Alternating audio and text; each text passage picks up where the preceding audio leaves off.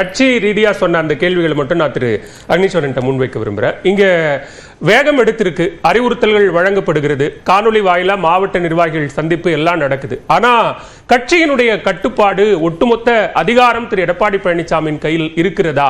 ஏன்னா கள ஆய்வு கூட்டம் அப்படின்னு ஒன்று தொடங்கினிலிருந்து கிட்டத்தட்ட எல்லா கூட்டங்கள்லையும் இந்த மாதிரியான ஒரு சர்ச்சை நடக்குது. பொதுவெளியில நிர்வாகிகள் உடனான ஒரு மோதல் நடக்குது.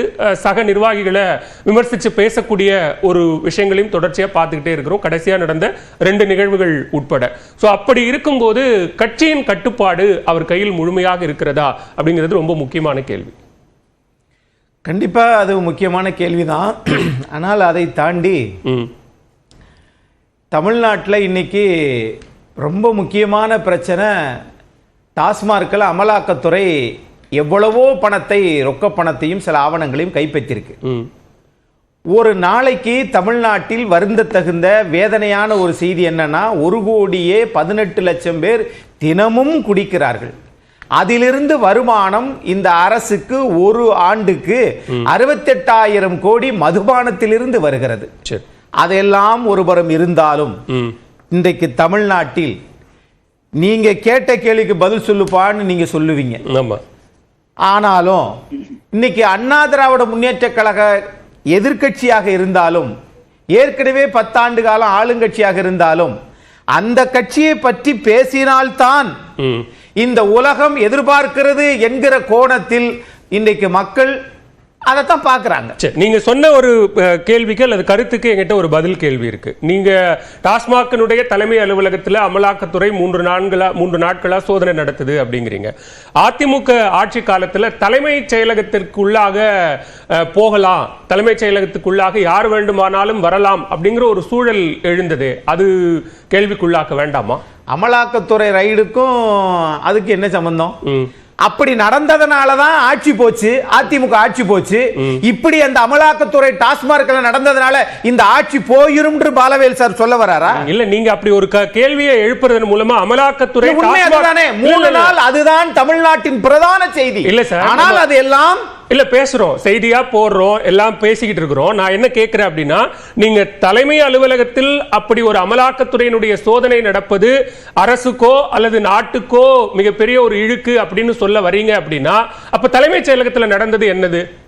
அது பிரச்சனை இல்லையா? நான் இப்படி சொல்றேன், 1,18,00,000 பேர் குடிக்கிறாங்களே, 20 ரூபாய் எக்ஸ்ட்ரா வைக்கிறீங்களே, அப்ப அதெல்லாம் இந்த நாட்டுக்கு இழுக்கு இல்லையா? அதைத்தான் சொன்னேன். தலைமைச் செயலகத்தில் நடந்ததற்கு பிறகுதான் ஆட்சி மாற்றம் ஏற்பட்டுச்சு.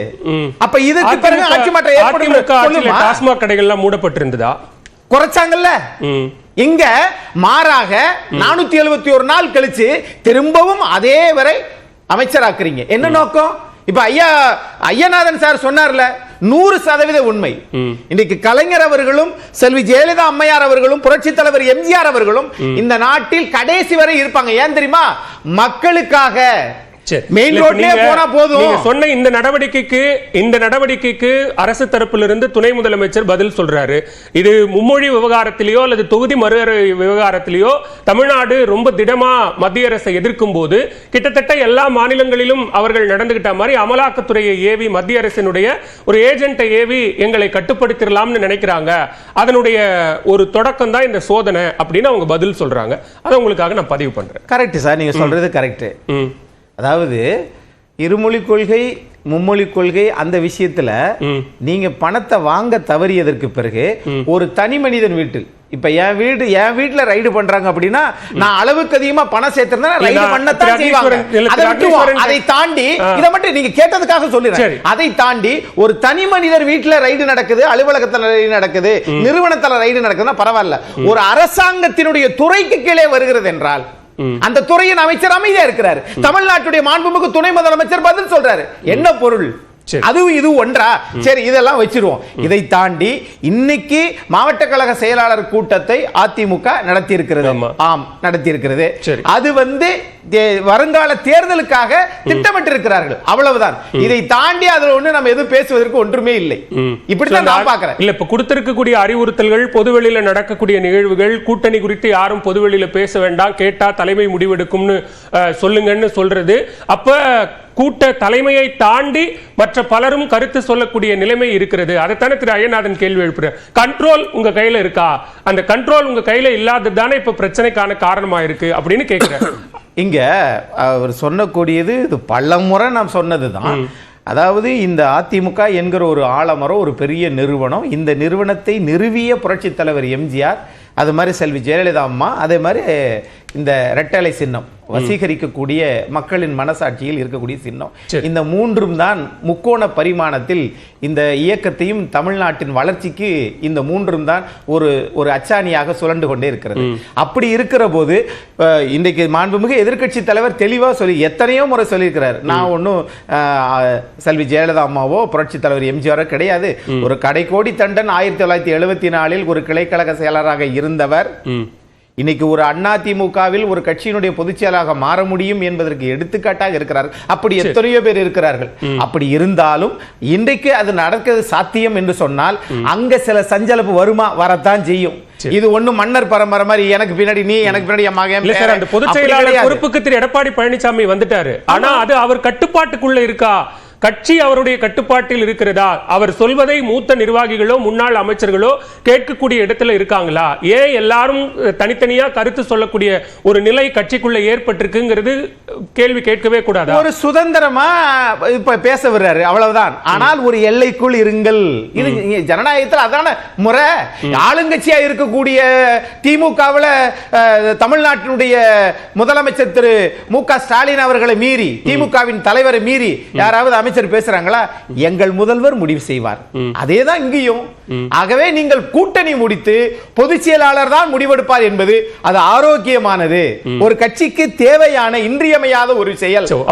அப்படி சொல்ல வேண்டிய நெருக்கடிக்கு திரு எடப்பாடி பழனிசாமி ஒண்ணுமில்ல, எத்தனை 15 கேஸ பார்த்துட்டாரு, எல்லாத்தையும் சந்திச்சாரு. இன்னைக்கு தமிழ்நாடு தான் திமுகவின் நெருக்கடிக்கு ஆளாகி இருக்கிறது.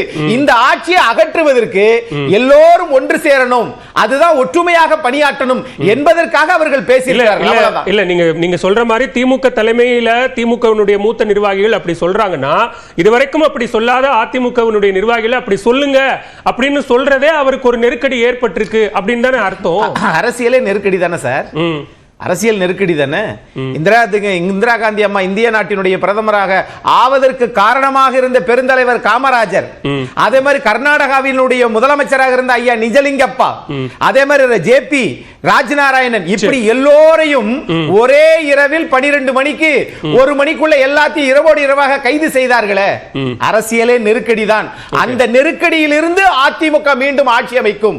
அதற்குரிய சக்தி வாய்ந்த ஒரு தொண்டர்களும் தலைவர்களும் அதிமுகவில் எல்லோரும் இருக்கிறார்கள் அப்படிங்கிற பார்வையை தான் நான் இந்த மாவட்ட செயலர் கூட்டத்தில் பதிவு செய்யறேன். ஓகே, முதற்கட்ட கருத்தா எடுத்துக்கிறேன் திருக்கண்ணன். இந்த இன்றைய கூட்டம் அப்படிங்கிறது கட்சியை பலப்படுத்தக்கூடிய அல்லது நிர்வாகிகளுக்கான ஒரு அறிவுறுத்தல் அப்படிங்கிறதுக்கான ஒரு டேக்அவே எடுத்துக்கிட்டாலும் கூட மற்றவர்களுக்குமான செய்தியா இதில் நிறைய விஷயங்கள் இருக்கு. கட்சியை 2026க்கு கூட்டணி குறித்தோ அல்லது யாரெல்லாம் கட்சியில் இணைந்து செயல்பட போகிறார்கள் அப்படிங்கிறதுக்கான மறைமுகமான சில செய்திகளும் இருக்கு அப்படின்னு சொல்லப்படுது. அப்படி ஏதாவது உங்களுக்கு புலப்படுதா? நியூஸ் 18 தொலைக்காட்சிக்கும்